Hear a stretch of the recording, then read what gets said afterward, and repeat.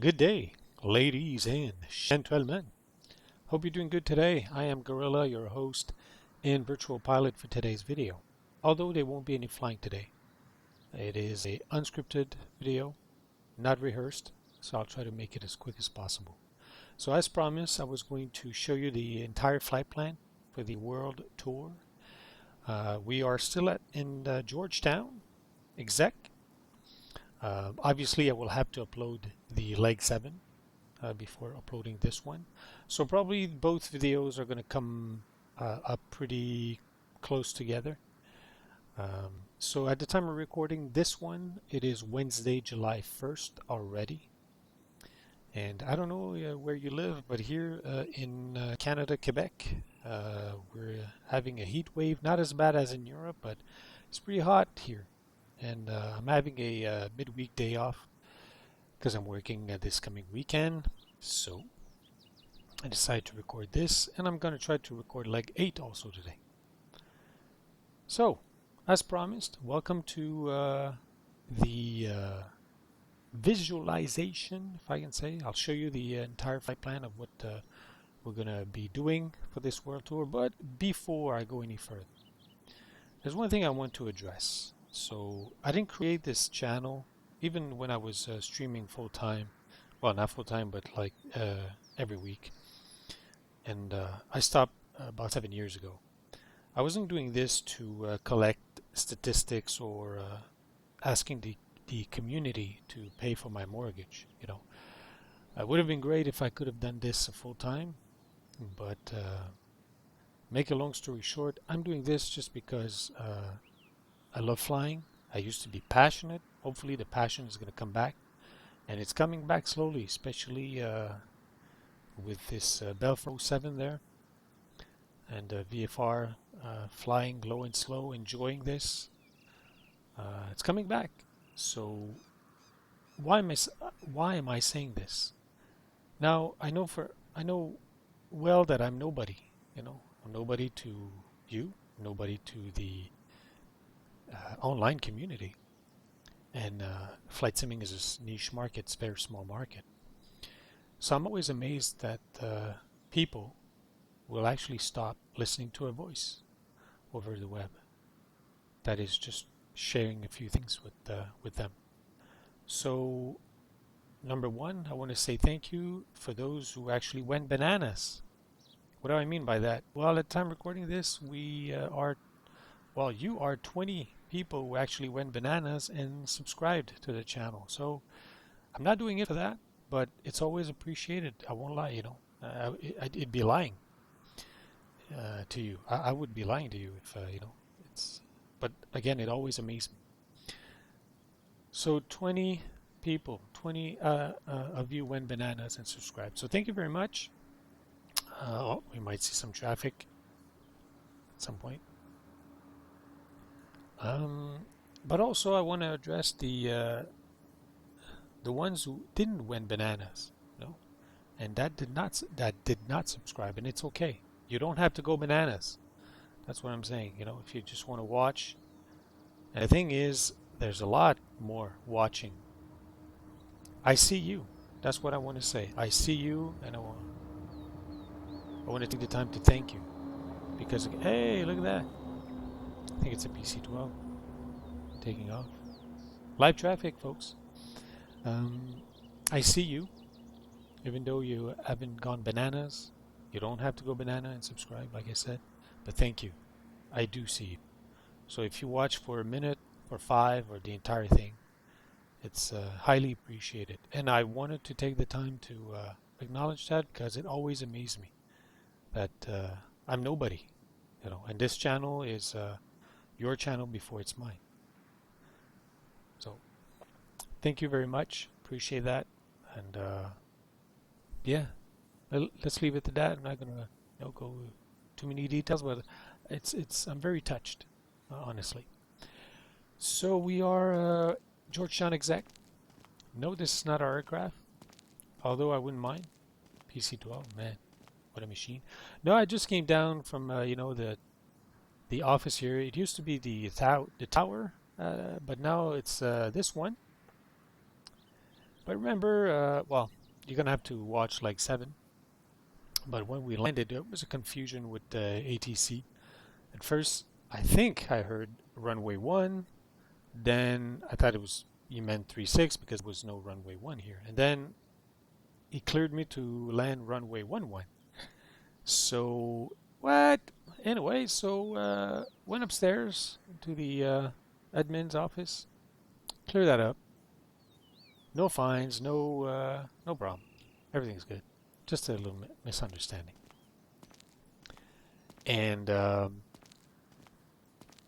number 2, that's number 1. Well, actually, that's number 3. Number 1 was to say thank you. Number 2 is this. Number 3, that's the chopper over there.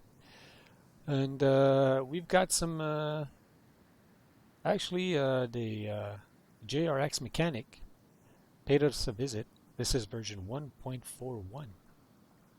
I haven't flown version 1.41, so I can't wait.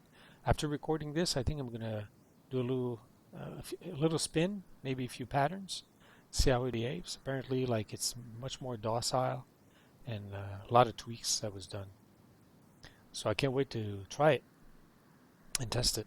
All right, so here it is. That's our entire flight plan. So we're going around the world, folks. Isn't that crazy? Look at this. The amount of stops is I've actually, I should have done that before because when you look at so the distance is close to 20,000 nautical miles. That's what we're going to do. I would have liked to have like the amount of like stops. That would have been great. But I don't have that in the options. But like 19,987 nautical miles. VFR. Yep. Pretty crazy. So we've taken off MYGF. Mike Yankee Golf Foxtrot, Freeport, Bahamas. Went to Key West, then X06, Tallahassee. And right now, this is where we are. We are at Kilo Golf Tango Uniform. Where is this? Oh, there you go. KGTU. So this is where we are right now. So let's zoom out again. And we're going to be going west, obviously. We're going to be crossing some desert in Arizona. Now, there are a few places that I do want to stop. As like, why? Well, sentimental reasons. You know, I've been flying for quite a few years. And either like in Microsoft Flight Sim or X-Plane. There are some airports that, you know, even for you, that you have a sweet spots for. So that being said, you know, Tallahassee was one, Key West was one for me, and another one will be Palm Spring, KPSB. Another spot will be Kilo Alpha Victor X-Ray, KAVX, Catalina. You know, this little island there where there's a airstrip on top of the island in the middle of the ocean. So why not? You know, I love this place, so we're going to stop there. Then we're going to go up west coast, but north, KPDX, of course, Portland. I have a sweet spot, but also Astoria, KAST. And that's going to be Vancouver. We're going to stop to another sweet spot for me, Ketchikan, PAKT, Papa Alpha Kilo Tango. We like that airport. I have the payware, so I do want to stop there. And also Juneau, JN, sorry. Well, we're not going to stop at PAJN, but I'm going to buy the payware. I don't own it, but as you can see here, it's going to be Douglas Heliport, and it's part of the scenery when you buy it. I do want to stop there, so we're going to land there. And so few spot like this, and we're going to go all the way to Papa Alpha India Whiskey, which is Wales. And the reason why is because this is the not the best way, but if we want to be able to cross to Russia, as you know, a helicopter doesn't have the same legs as a fixed-wing aircraft. So most, fixed-wing aircraft. So we have to go all the way to Wales, and then we're going to cross to Russia. Uniform Hotel Mike Delta, which is called Providenia Bay. Now, if you have watched the other legs, you know by now that I did watch Pilot Yellow. That's a website, and those two guys, two helicopter pilot went around the world with a Robinson R66. I know I've been saying that. I said that a few times. But now, why am I saying this? Because they crossed the other way. So we're going from east to west, but they did the reverse. So their starting point for them was Vancouver. They live in Vancouver in real life. And so they went down. You can actually go see their website. I'm not going to show you their route, but yeah, so we're doing not the exact same flight plan because they went from Antipode. Go watch their channel. They'll explain what it is.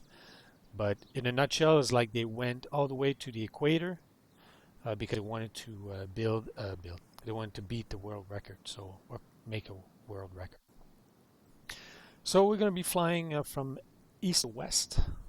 And then we're going to be flying to a little bit of Russia. I want to fly more into Russia, but as you can see, it's huge, and also there are not a lot of airports. So you probably see these little blue things there. So these are airports or airfields. In real life, they are more than that, but Navigraph don't show them all. One of the reasons is because in real life, they're not available or accessible, because a lot of them are military or secrets, So I'm trying to replicate a real world situation. So it was quite a challenge in this area to find a proper path with the range that the helicopter has. So at first, I was going to come down here, then fly North Korea, then Philippines, go back up Thailand. Also, I was actually flying here also, yeah, Japan, and then South Korea, So I was going to come down here and then cross here to Japan. That's Japan. Hello, is it going to show? It doesn't want to. Okay, there you go, Japan. Then what's going on here? Calm down. We're going to go back up to North Korea, come down here, China, follow the coast because there are a lot of airports, so a lot of options to land at, and then go back all the way up to here, Uniform Zulu, Sierra Bravo. But look, we're going to actually save all these thousands of nautical miles. I was able to find a way faster or more direct. So we're going to go through Russia, Mongolia, and then Kyrgyzstan. Also, one thing we have to keep in mind is that this is a mountainous region. We can't fly very high in this helicopter because it's not pressurized, we don't have oxygen, and if we fly too high, then we have to bring oxygen with us, which have to keep that in mind with the weight. So all that has to be taken into consideration in real life, obviously, and I know it's a sim. I'm trying to make it as close as possible. Uzbekistan, Turkmenistan, Turkey, and we're going to cross the Barents Sea here, as you can see. There are some few spots along the way that the reason why we're going through this particular area is because I want to visit. I want to take the time, not just to fly quick, but probably go around the area. So I'm not going to divulge too much details right now, but I don't want to, give too much away. And so yeah, going to keep going. We're going to fly to one spot I want to stop at is Thessaloniki. Is it LGKV, I think? What's going on with Navigraph? Wake up, Navigraph. Okay, nope. Sorry, I'm getting upset, Navigraph. LGTS, there you go. Lima, Golf, Tango, Sierra, Thessaloniki. I want to stop there. Then I'm going to cross to Italy. Go up north, no west. Hey, wow. What's going on? Navigraph keeps like stuttering. I don't know, maybe that's the reason why I'm getting stutters and explain. Something wrong with a gaming PC?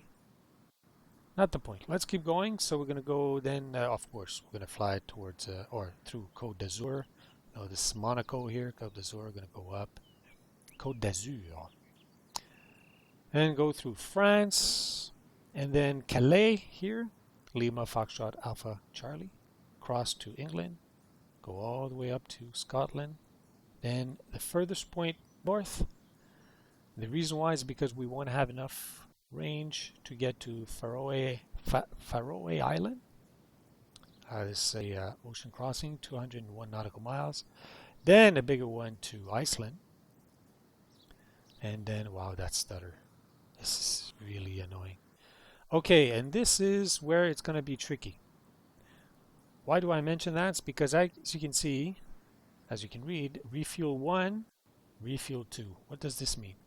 It's because when we're going to leave Iceland, meaning bite, Bravo, India, Tango, Echo, Tingiri, I'm not going to try to say that name, Iceland, we're going to have to bring virtual rubber bladder, fuel rubber bladder, 2 of them,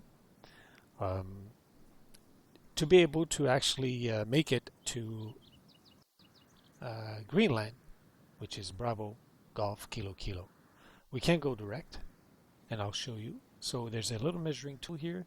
So if we go from byte to BGKK, it's 335 nautical miles. Not going to work. So, and if we go from Burke to BG, it's 390 nautical miles. Not going to work. We've got 300, but average 300 nautical mile range. They say 327, but again, all depends on the weather, the winds, your weight. So we're going to bring those virtual rubber bladder full of fuel, and we're going to land to refuel spot 1.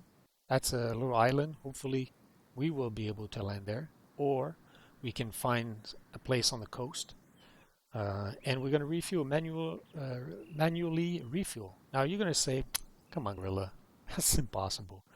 That's not real. Actually, it is. The 2 guys I'm talking about that flew the R66 around the world, that's what they did. Actually, they actually did that in Greenland, where they took these rubber bladders, they actually dropped them off somewhere. They came back to the airport to pick up the 3rd guy because at some point there were 3 people. They went back to the spot where they dropped the tanks, they refuel, brought the empty bladders with them. So I think they did that once or twice.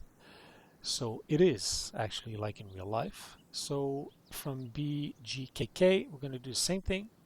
229 nautical miles to refuel spot here.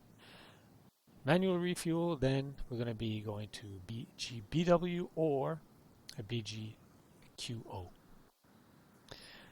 We're going to have to go up north, and the reason why is because it's the only way we can cross to Canada.